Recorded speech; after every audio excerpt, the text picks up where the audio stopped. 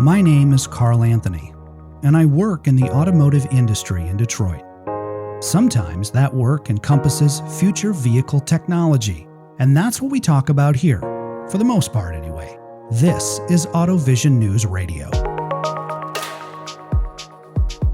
To advance and empower every woman in automotive and related industries. This is the core philosophy of the Automotive Women's Alliance Foundation, sometimes abbreviated as AWAF or simply AWA. We are joined on AutoVision News Radio by Kim Ziomek, one of the co-founders of AWA. As a proven leader, business developer, and certified mentor and coach, Kim is passionate about empowering the next generation and being alongside her customers as they navigate an ever-changing automotive landscape. Kim collaborates with OEMs and suppliers to drive growth, develop key partnerships, and foster innovative real-world solutions. Kim is in a role she absolutely loves as the Director of Business Development for Schwartz Machine Company in Warren, Michigan. And it is fabulous. In this role, I have the distinct pleasure of collaborating with a group of 25 of our associates who not only support the machining, but all the logistics that are involved with the daily operations. We machine prototypes for the mobility space, such as ICE engines when they come in a cylinder block, exhaust manifolds, cylinder heads, housing for racing, heavy duty, and also e-platform products. This includes supporting not only existing customers, but I have to go out and knock on doors and make phone calls and bring in new business. Customers of Schwartz Machine Company include the Big Three: Mercury Marine, Allison Transmission, Caterpillar, Navistar, and NASCAR. Kim shared with me the importance of getting all of the moving parts together when working with customers, all of the pieces to fit, if you will, including the actual physical components and the team responsible for developing and manufacturing them. My favorite part of the business is bringing, 38 plus years, I'm telling my age, of experience and putting it all together at a place that really sees the value in what I have to bring. We have amazing programmers, machinists, quality inspectors that have been there for 20, 30, 40 years. And we are a full service operation because we can take a part that is a block of aluminum and take it into a piece of art. What's really, really cool is our unique selling proposition on quality of machining. And that is what we are known for. The part doesn't leave our place until it's perfect. I asked Kim to share her early years in the automotive industry. And what was really cool is how she just literally jumped right in without any preconceived notions. And those initial experiences helped set Kim on the road to success later in her career. Now everybody's going to think of me as an old lady, but that's okay. I have gray hairs, but I have the knowledge too. Well, this is a podcast. Nobody can see. Like, I haven't shaved in like 4 months, so we're fine.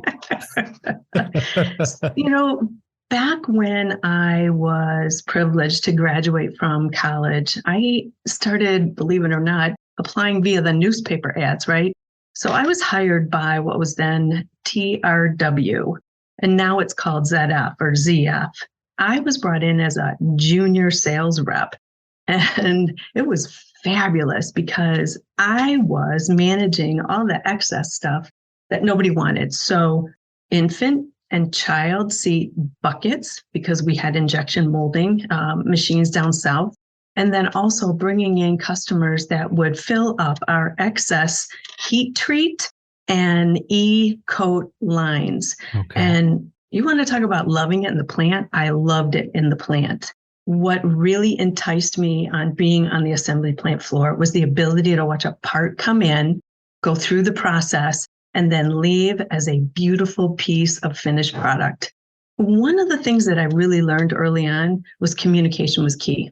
You have to communicate externally and internally, and nurturing those relationships, which opened doors and enabled me to build a network of unbelievable contacts that still go on today.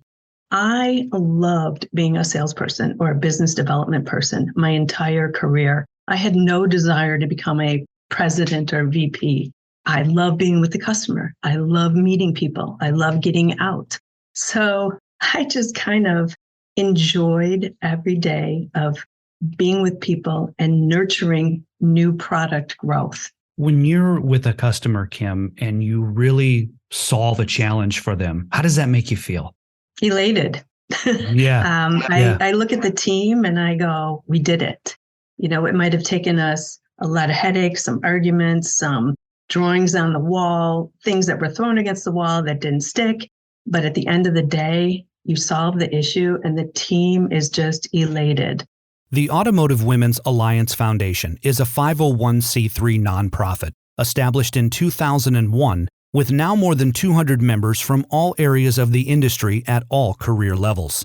At the beginning of 2023, AWA launched a new strategic planning initiative, and central to this initiative is a focus on advocacy through alliances. Advocacy Through Alliances will strengthen AWA's already robust mentoring and scholarship programs, the latter of which has awarded $570,000 in scholarships to nearly 230 women who are pursuing careers in the automotive and mobility industries. Basically, what we do is we showcase members' skill sets. We also give the opportunity to bridge some critical connections with very, very key influencers in the industry.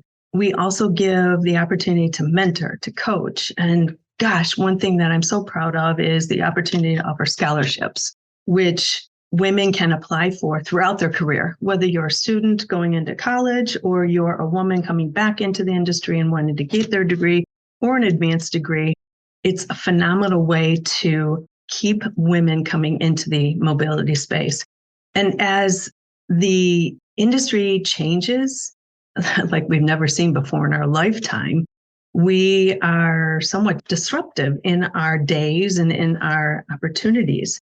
So therefore, AWA can give you counsel and guidance on things like right sizing and organization changes and leadership diversity. So that is the main reason why we want to continue to support women in every aspect of mobility, technology, and career aspirations.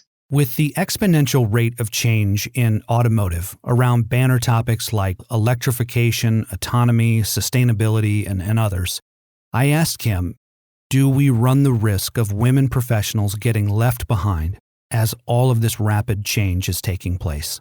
Yes, we run that risk.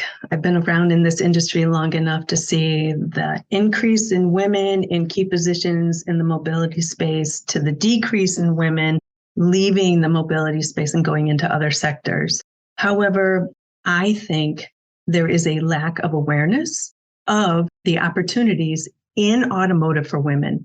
I mean, let's face it, there is an industry bias for male leaders. Sometimes they don't recognize the importance of diversity, inclusion, and equity.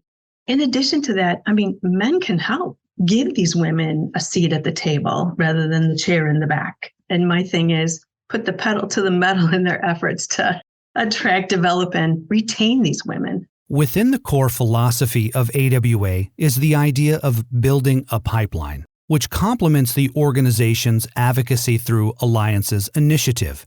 And AWA holds a number of networking and informative events. There are fireside chats, pumps and power, virtual happy hour, and the annual August golf outing. As Kim describes, this is a great opportunity for everybody to come together. We give women and men the opportunity to meet and greet people who have gone through certain experiences and how our membership can learn from them. But it's the networking. It's building your own network. It's listening and learning from other women who succeeded or they've been challenged while advancing their career.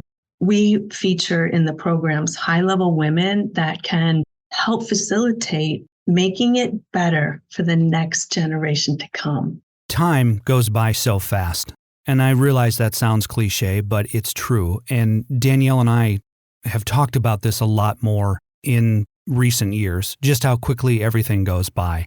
And maybe it's a middle-age thing. Maybe we're just more aware of it. Maybe it's the fact that Danny and I live farther away from our family than we would like. So when we see our nieces and our nephews, it's very evident that they're growing up and growing up quickly. And it's also noticeable that our parents are aging. And the whole thing just seems bittersweet, But what I'm getting at is that when I meet people like Kim and get introduced to organizations like AWA, they are aware of the idea that time is of the essence, and not necessarily in the business sense like a product launch, but more in the sense that if we are going to move the needle toward a more equitable and sustainable world, time is of the essence and we have to do it now. And we probably have a very narrow window in which to do that. Now, all of this sounds overwhelming, maybe even impossible, but professionals like Kim and the members of AWA can handle seemingly impossible tasks. I asked Kim, what is the legacy she hopes to have left one day? That is a very good question. And I actually had the opportunity to be coached through the coaching program at AWA. She asked me to write my own obituary. And I told her, I said, I want to leave a legacy that reminds people of my spark, my inspiration, and the ability to be a catalyst queen. And that I made a difference in women who are coming into the space that maybe they don't make the same mistakes that I've made by sharing and storytelling. One of my dearest friends said in my LinkedIn profile, if you want to pull off the impossible, give the assignment to Kim. I love what I do. I love the women in AWA, the men that participate too. Things happen in your lifetime that you're blessed for. AWA is one of them. To learn more about the Automotive Women's Alliance Foundation, see the links in the show notes and follow the organization on LinkedIn.